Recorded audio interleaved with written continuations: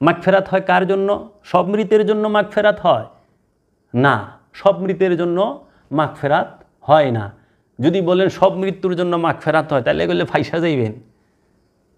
সব মৃতের জন্য মাগফিরাত হয় না। মাগফিরাত হয় ওই মৃতর জন্য যেই মৃত নফস তার খায়েশে বিভিন্ন পাপাচারে লিপ্ত ছিল, যে নফসের সাথে খান্নাসরূপী শয়তান যুক্ত, সেই নফসের জন্য মাগফিরাত কামনা করতে পারেন। এছাড়া আর মাগফিরাত কামনা করতে পারেন না। যেই নফসের সাথে খান্নাসরূপী শয়তান যুক্ত থাকা অবস্থায় যে নফস মৃত্যুর স্বাদ গ্রহণ করছে, সেই নফসের জন্য মাগফিরাত কামনা করবেন।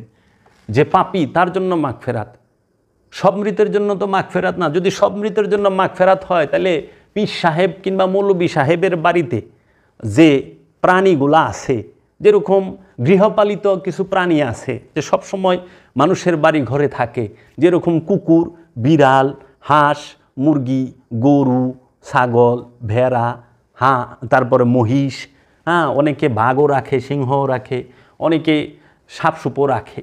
তাহলে এই যে গরু, ছাগল, ভেড়া, বকরি, এদের প্রত্যেকের নফস আছে, প্রাণ আছে। যার প্রাণ আছে তাকে প্রাণী বলা হয়, যার নফস আছে তাকে প্রাণী, জীব বলা হয়।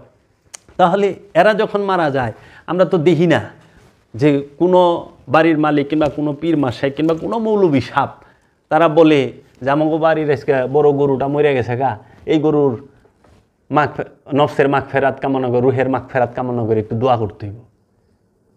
কেন? আর আশ্চর্যজনক তথ্য দেই, এক পীর সাহেব তো রুহের 5 ভাগ করছে। রুহে হাইওয়ানি, এই রুহ আছে, মানে জানোয়ারের রুহ। হাইওয়ান মানে জানোয়ার, জানোয়ার সমস্ত পশু আইসা পড়ছে, এগো মধ্যেও রুহ আছে। তো এগো যখন রুহ আছে, মাগফিরাত কামনা করেন নাকি? কি ব্যাপার? এর আবার পীর হয় কেমনে? রুহে নাবাতি, রুহে জামাতি, রুহে ইনসানি, রুহে হাইওয়ানি, কি কয় না কয়? হাইওয়ানের আবার রুহ, এর লাখ লাখ মুরিদ, আবার এমন বড় নাম হলেই ডর করে। এক সাঙ্গারি তার টাইটেল। অনেক পীর সাহেবের আছে যে টাইটেলের শেষ নাই, এক সাঙ্গারি টাইটেল নামের আগে। অমুক পিএইচডি, তমুক পিএইচডি, নবীর রওজায় নবীর রুহে সব পাঠাইতেছে, নবীর রওজায় সব পাঠাইতেছে, রুহের মাগফিরাত কামনা করতেছে। ছি ছি ছি ছি ছি, হেরাউলি। সেই নফসের জন্য মাগফিরাত কামনা করতে হয় যে নফস কি পাপিষ্ঠ।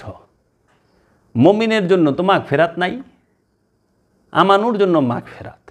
মাগফিরাত শব্দের অর্থই হচ্ছে ক্ষমা। ক্ষমা তাকেই করে যে অন্যায়কারী, যে পাপী, যে জুলুম, তার জন্য।